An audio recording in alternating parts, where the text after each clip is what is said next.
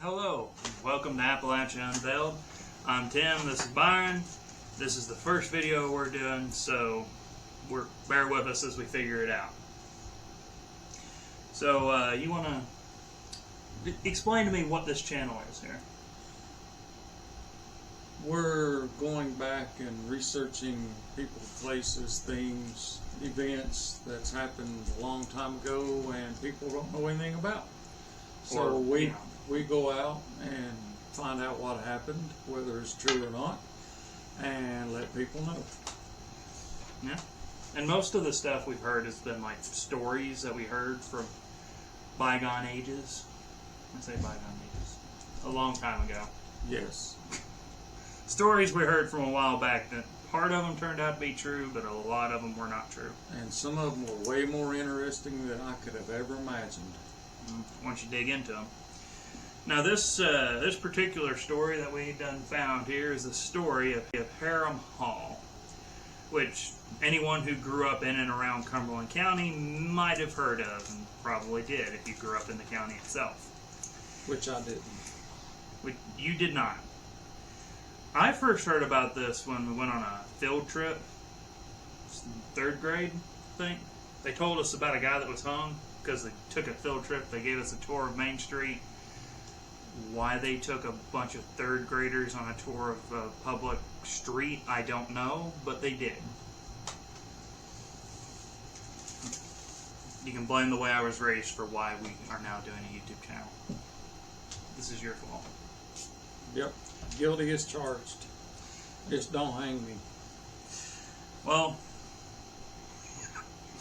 this next guy wasn't quite so lucky. Hiram Hall was hung in 1899 for murdering his wife. He killed her. Graveyard dead. Graveyard dead. First he threw her down a well, then he hit her over the head with a rock, then he whacked her over the head a few times with a long wooden pole, and then held her under till she quit breathing. Quit bubbling. Quit bubbling. Yep. That's what they keep claiming to do at baptisms. Alright. While researching this, we found a few newspaper articles and such. You don't have to. And when I figure out how to do it, I'm going to put this in the description of the video. If I figure out how to do it. I don't know. I hear people say that all the time. Keep going. Keep going. The story of Hiram Hall and Ida Bell Hassler, his wife, the woman he killed, you got to go all the way back to 1859. Sorry, I had to read off the thing here. We were able to find the land deed for Samuel Hall, Hiram Hall's father, for the Hall family farm where Ida was killed. That's where the well was.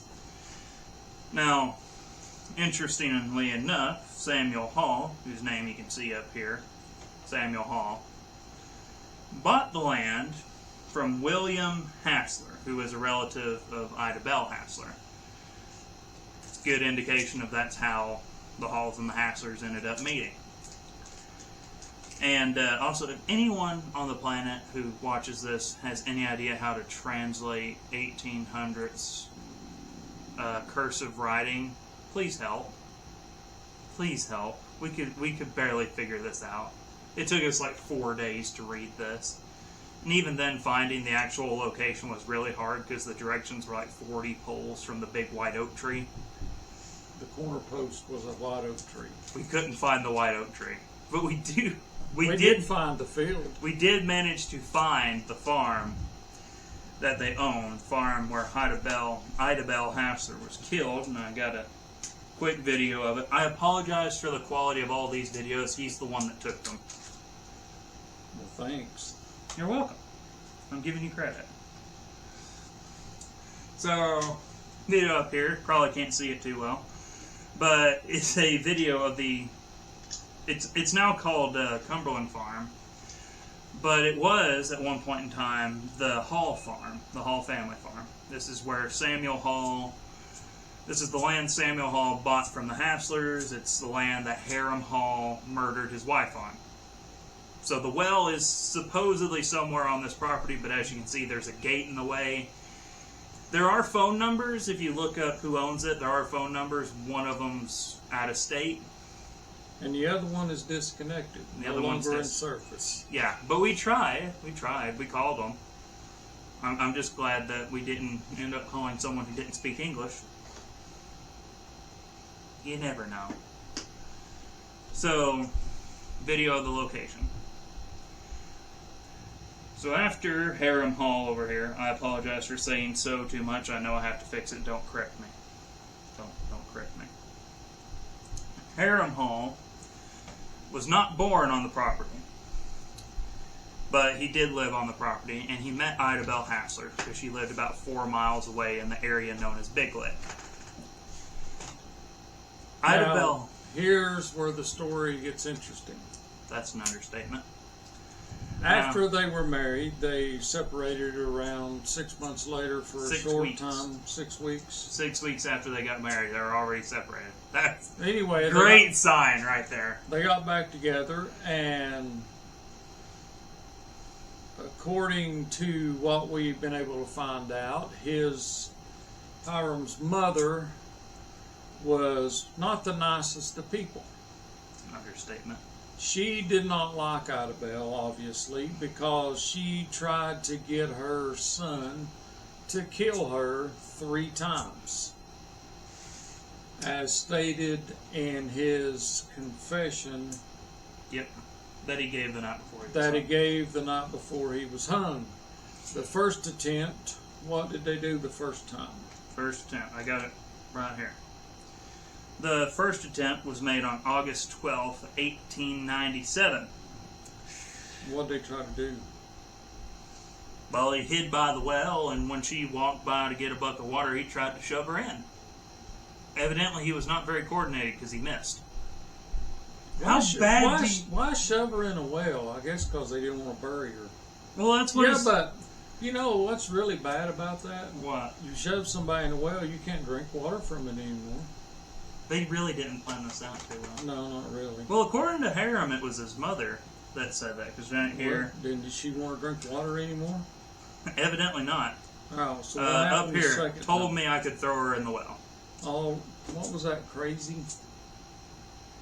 Yeah, been driven almost crazy. The moral of this story, let's be honest, is don't trust your in-laws. That's the true moral of this moral of the story. 2 days later, the second attempt. So that had been August. Followed by August 14th. To push her in, but she was too quick. So he missed again. Twice. So the third time he made sure. Terrible killer. The third time, and August 18th, he took a bucket. No, she took a bucket. It says right here, took a bucket and started to the well. Ida, my wife. Is this the first time you've read this? Yes. She stooped down to pick it up, and he hit her with a rock. Right over the head. Just like Ernest T. Bass did in Andy Griffith. Hit her with a rock. And I didn't kill her. Nope. So he ended up,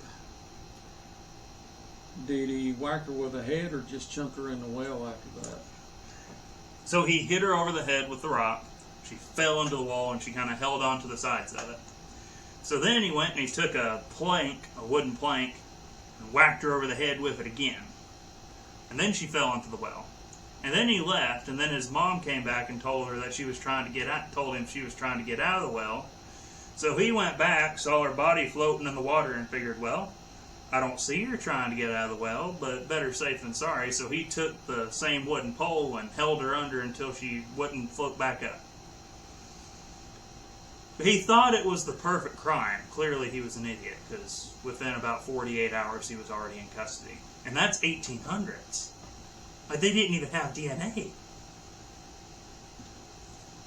Nope. That is impressively bad. And anyway, they The sheriff took him into custody. They took him to jail under heavy guard because they were afraid he was going to be lynched. the guest of honor at a lynch mob.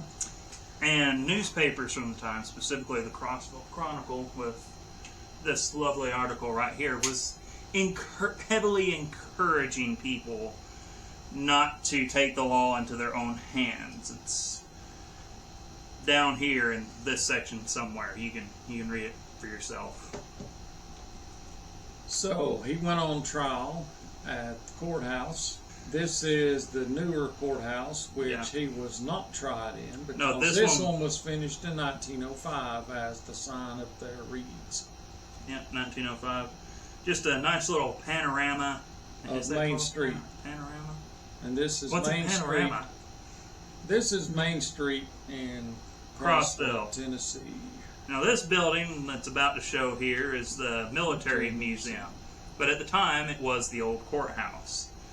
This is where Hiram Hall was tried, convicted, and he was hung right beside it in this little lot. Eventually, whenever he gets done looking at the building, it pans over to me, right over my shoulder in between those two buildings, is where he was hung at. There was no hanging tree. It was a scaffold. The newspapers at the time clearly state scaffold. Once he was convicted of murder, they built a scaffold. Took him back in jail, and in jail the night before he was hung, He had a change of heart. and he did a full confession to the sheriff's son. Abe Garrison. He was And he told the whole story about how, basically, I believe he implicated his mother. Yep. Claimed his mother talked him into killing his wife. Which Once is again, don't probably- trust your in-laws. Which is probably pretty true, because they both gave conflicting testimony At trial. at the trial.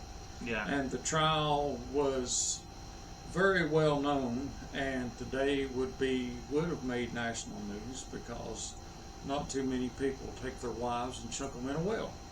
Not too many people have a well to chunk their wives into. Well, back then they did. Well, it's You beside the couldn't point. squeeze somebody in a This well is- today.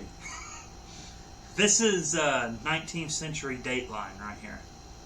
They had the perfect marriage. When you look into it, and they separate after the first 6 weeks. Yeah, they were happy for a day or two. Yeah. Then the honeymoon was over.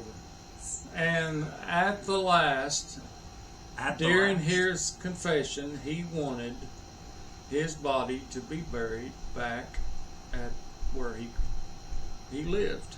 Back at home. Fine. And this cemetery is the Hell's Chapel Cemetery off Vanderbilt Road in Cumberland County. Yep. So if you ever want to visit a really pretty cemetery with an unmarked grave of a killer, There it is. there it is. There's all the information you need. We went there and had a video. Probably looked weird video in a cemetery, but it wasn't too far away from Memorial Day when that happened, so nobody looked at us too weird. Which video is that? I don't know. This one. Put it on there. Well, don't trust me with technology. Now, right here, looking out at that mountain, right at the base of that mountain is where his Farm was. yeah, it's where the Hall family farm was, and we're doing just a little circle. 180, basically. Yeah, a circle around. You can see the cemetery. He's buried on the top of the hill, about 1,000 yards away from the old property line, in an unmarked grave. It's unmarked, but it's very noticeable because they have the old tent stakes. Right there. Yeah, slabs of stone. With the flower. Yeah, with a flower. It's kind of a pretty flower too. Yeah, it is. Yeah. So, anyways, that pretty much sums up the story of Hiram Hall. Moral of the story: don't trust your in-laws. Just remember that. If you get nothing else out of this video, don't trust your in-laws. And I reckon that's all we got for right now. Please don't completely hate us. We will figure this out. Just stick with us. Please More turn to this come. off before I embarrass More myself. to come.